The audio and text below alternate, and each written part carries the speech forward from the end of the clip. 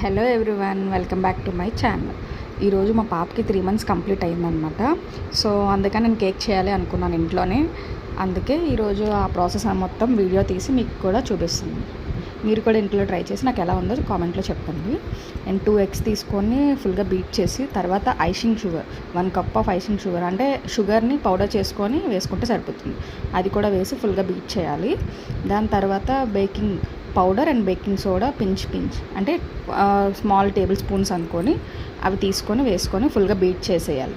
తర్వాత 60 ml of oil, any vegetable oil are cooking oil anything వేసి అది కూడా ఒకసారి బీట్ చేసేసిన తర్వాత 1 cup ఆఫ్ మైదా అనమాట. 1 cup ఆఫ్ మైదా యాడ్ చేసి నేనైతే బీటర్తోనే బీట్ చేసేసాను. మీరు బీటర్ ఉన్నా లేకపోయినా నార్మల్గా కూడా కట్ అండ్ ఫోల్డర్ మెథడ్లో బీట్ చేసుకోవచ్చు, లేదా నార్మల్ హ్యాండ్తో బీట్ చేసుకున్నా నో ప్రాబ్లం.